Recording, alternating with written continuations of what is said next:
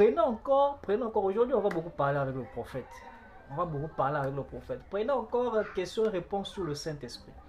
Question-réponse sur le Saint-Esprit, prêché le 19 décembre 1959, au paragraphe 36.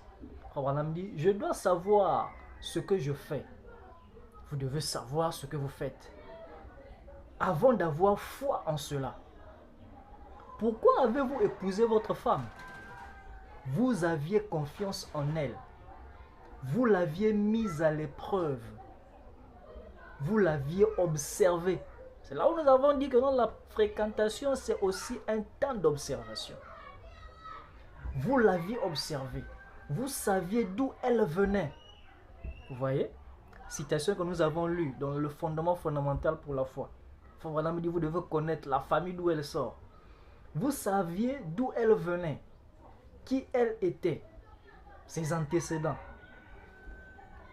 C'est ainsi avec l'écriture. Il m'arrête là. Abraham dit, pourquoi avez-vous épousé votre femme? Vous aviez confiance en elle. Vous l'aviez mise à l'épreuve. Voilà. Donc la soeur que tu fréquentes là, avant que tu sois vraiment, tu t'engages. Tu dois avoir confiance en elle. Et Yandiaï, quand demain on va galérer là, elle ne va pas prendre les affaires pour retourner chez ses parents. Quand demain je vais la gronder là, elle ne va pas se lever pour parler aussi. Parce qu'il y a des soeurs, tu lui parles, elle te parle. Tu grondes, elle gronde. Hey. Vous l'avez mise à l'épreuve. Tu dois la mettre à l'épreuve, la soeur là. On voit est-ce que Yandia, est-ce que celle-là, dans telle situation, comment elle peut réagir. Hey. Dis vraiment, je loue le Seigneur. Je bénis le Seigneur pour la soeur. Je bénis le Seigneur. Ce n'est pas encore le temps de raconter beaucoup de choses ici, là. Le Seigneur nous permettra en son temps de dire ce qu'il nous a donné. De témoigner sur la chose que Dieu nous a donnée. Parce que Dieu dit, Frère Branham me dit, après le salut, la meilleure chose que Dieu donne à un homme, c'est une bonne femme. Donc Dieu bénisse la sœur, que Dieu bénisse cette sœur-là, que Dieu la bénisse richement. Donc, vous devez la mettre à l'épreuve. Connaître.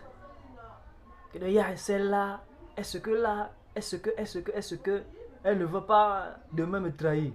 Est-ce que celle-là, elle peut supporter telle situation? Est-ce que. Quand tu es là, tu marches, tu sors avec la soeur, tu prends seulement des taxis. Taxi, waouh. Tu l'habitues avec des taxis. Le jour que tu prenais le bus, il va commencer à te regarder avec un œil bizarre. Faut l'habituer à toute épreuve. Donc tu auras une soeur assise, debout. Vous l'avez observé. Vous avez pris le temps de l'observer, d'être convaincu que non, la soeur là, non, c'est un être humain. Elle a ses défauts, elle a ses hauts, elle a ses bas, mais je suis sûr que ça va.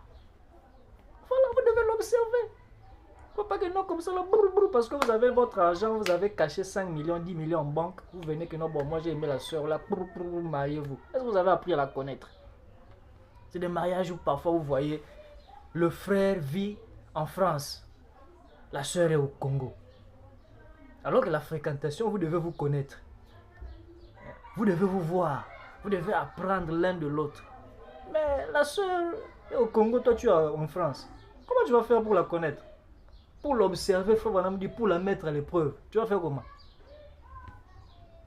C'est là où vous voyez des mariages arrangés. On se marie.